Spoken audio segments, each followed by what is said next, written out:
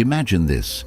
You're standing in the middle of a battlefield, but this is not a war fought with swords and shields.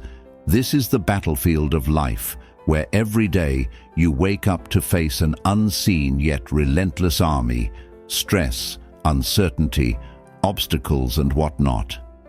This battlefield is not made of dirt and blood, but of thoughts, emotions and choices.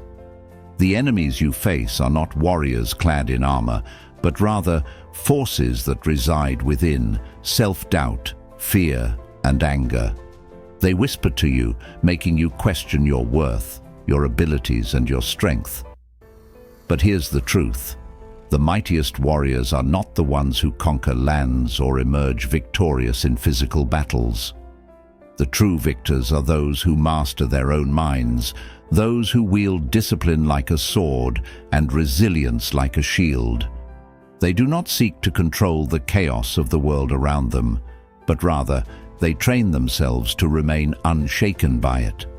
The strength of a warrior is not found in overpowering others, but in conquering oneself. The Stoics understood this truth deeply. Marcus Aurelius, Seneca, Epictetus, each of them honed their minds as a warrior hones his weapons. Their philosophy was never about indulging in endless contemplation or retreating into the comfort of thought alone. It was about rigorous preparation for the unavoidable struggles of existence. They recognized that hardship was not an anomaly, but an integral part of life itself, and rather than resisting it, they sought to equip themselves for it. Their wisdom reminds us that suffering does not stem from the events that unfold around us, but from the meaning we assign to them. Pain and adversity are inevitable, but whether they crush us or fortify us is entirely within our power. The moment we learn to detach from what lies beyond our control, we strip misfortune of its power over us. True freedom is not found in external circumstances, but in the mastery of one's own mind.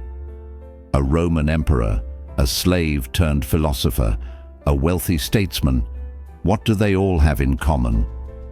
An unshakable mental toughness forged through adversity. Marcus Aurelius, a man burdened with the responsibility of ruling the greatest empire of his time, did not seek comfort in power, but in self-discipline. His personal writings, what we now call meditations, were not declarations of victory, but reminders to himself to stay grounded in reason, to resist indulgence, and to cultivate inner peace amid external chaos. He wrote, "You have power over your mind, not outside events. Realize this, and you will find strength." His words are not simply philosophical musings, they are battle instructions for the mind. A warrior does not waste energy lamenting what is beyond his control. He sharpens his mind, steadies his emotions, and moves forward with purpose. The world will always be turbulent, unpredictable, and indifferent to our desires. The only true power we possess is the ability to govern our own thoughts and reactions. This is what it means to train the mind like a warrior, to understand that victory is not found in bending the world to our will, but in mastering ourselves within it. Let me share a personal story.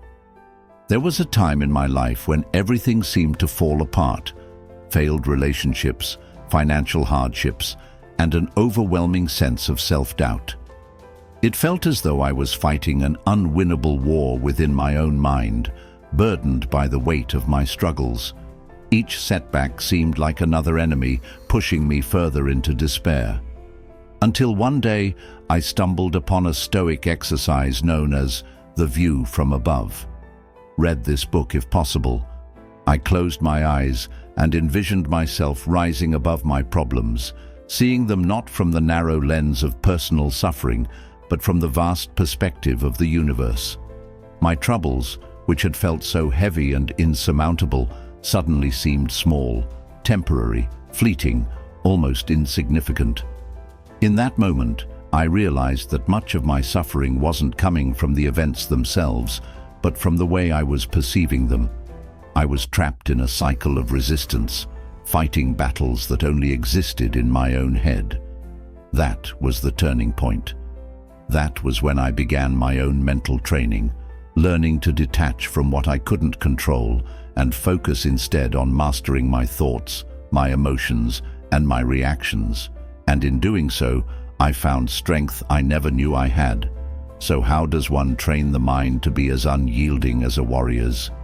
One of the most powerful Stoic exercises is premeditatio malorum, the premeditation of evils. Every morning, take a moment to envision the difficulties that might arise throughout the day. This is not an exercise in pessimism, it is an act of preparation. By expecting adversity, you strip it of its ability to surprise or overwhelm you. You face challenges not with fear, but with readiness. Seneca put it best when he said, "He robs present ills of their power who has perceived them coming." The next time you have an important day ahead, ask yourself, what are the obstacles I may encounter? What is the worst that could happen? And most importantly, how will I face it like a warrior? Instead of reacting with frustration, disappointment, or panic, see yourself responding with clarity, patience, and resilience. A warrior does not flinch when the battle begins. He has already fought it in his mind, and because he has, he stands firm when the moment arrives. Another practice is negative visualization. Take a moment to imagine losing something you love, your home, your job, even a loved one, not because you want it to happen, but because it teaches gratitude. Most of us don't realize we're living in the good times until they're gone. Train yourself to see it now. A true warrior doesn't run from obstacles, they embrace them. Epictetus taught that adversity is training for the soul. If something blocks your path, use it. Find the lesson, the opportunity, the growth within it. Next time something goes wrong, instead of saying, "Why is this happening to me?" ask, "How is this training me?" No warrior becomes strong in comfort. That's why Stoics practiced voluntary hardship. Take cold showers, not just for the health benefits, but to teach your mind to handle discomfort.